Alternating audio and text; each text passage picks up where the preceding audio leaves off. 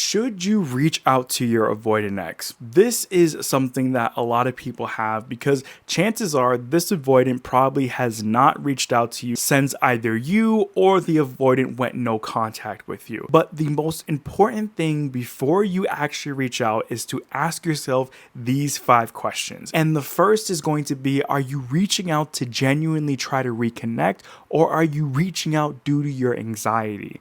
What you typically end up seeing is that it's due to your anxiety. And this is partly to do with you being in a relationship with this avoidant, right? You have been conditioned to respond in a certain way when this avoidant pulls away. And a lot of times you don't even realize it's happening because it happens naturally with this kind of push and pull dynamic where when you get too close to them, they start to pull away. And then the moment that you pull away, they start to get closer to you. So there's this natural response that we're going to have due to having that habit happen over time that is going to cause you to feel like you need to do something, right? You need to reach out to them because it's your fault, because you got too close to them, you weren't listening to them. Whatever that is that's running in the back of your mind, it tends to really amplify in this moment to feel like you need to do something because you know deep down they're not going to. But this is something that they're going to expect, right? They're kind of feeling like you are going to always do that because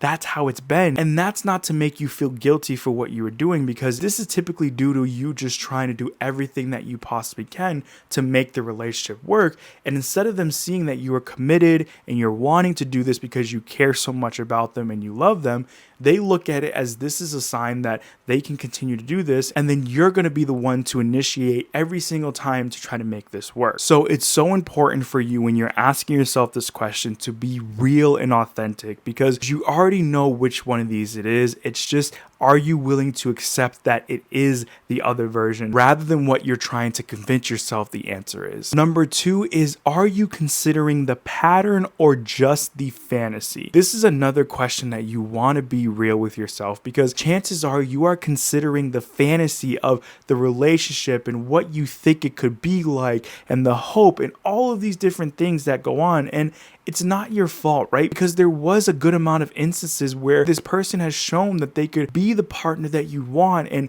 the relationship would be the one that you'd want, and you guys were thriving and it seemed like you were going in the right direction. But at the end of the day, they would allow this avoidant attachment style to come up at some point in time, ruining that.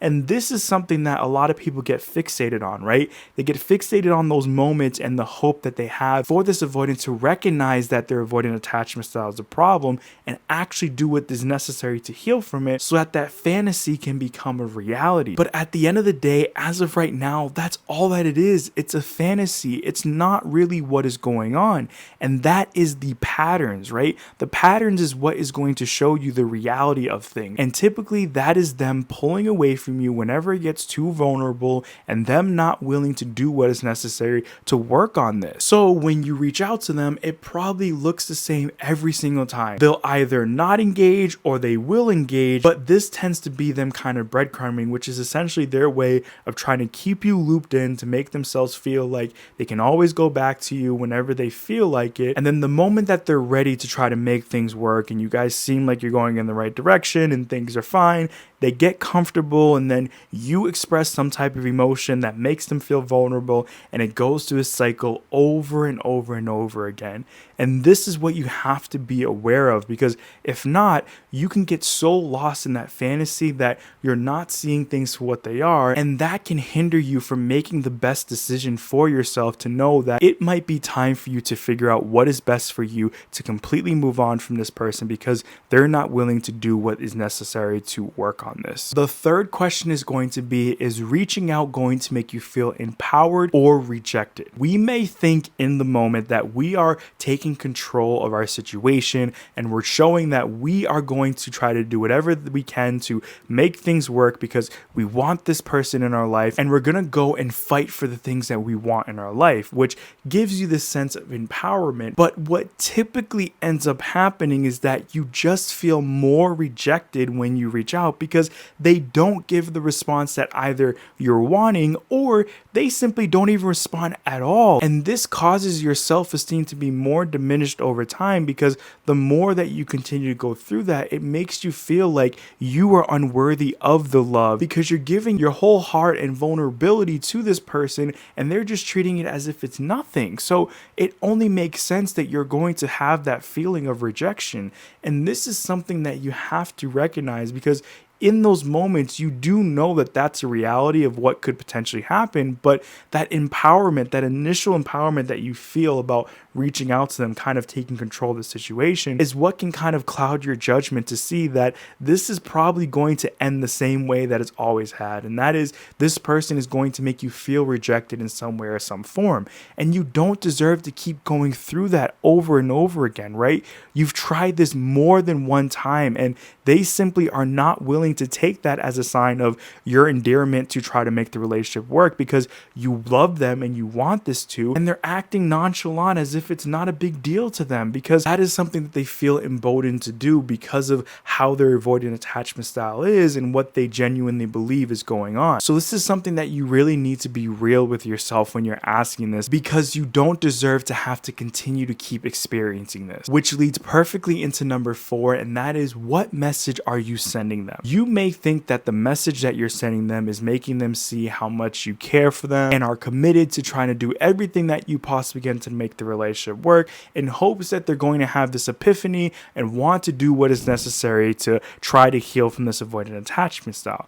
But in actuality, what it tends to show them is that you are going to be readily available for them for whenever they are ready to want to come back. And we don't know when that time frame is going to be, right? So while you are going through all these different emotional roller coasters, they're just kind of doing their avoidant thing and doing whatever it is that they do when they essentially start pulling away. And they're not taking seriously about how this is affecting you, with them not trying to work on this avoidant attachment style, which is really the enemy as to why they're not allowing themselves to open up and express emotions and allow the relationship to fluently work. So I know that you have good intentions for sending that message, but you have to consider this because typically this is only going to make things worse rather than making it better, because they don't process it the same way that someone else would that doesn't have this avoidant attachment style. Which segues into the last question, and that is, what is going to change?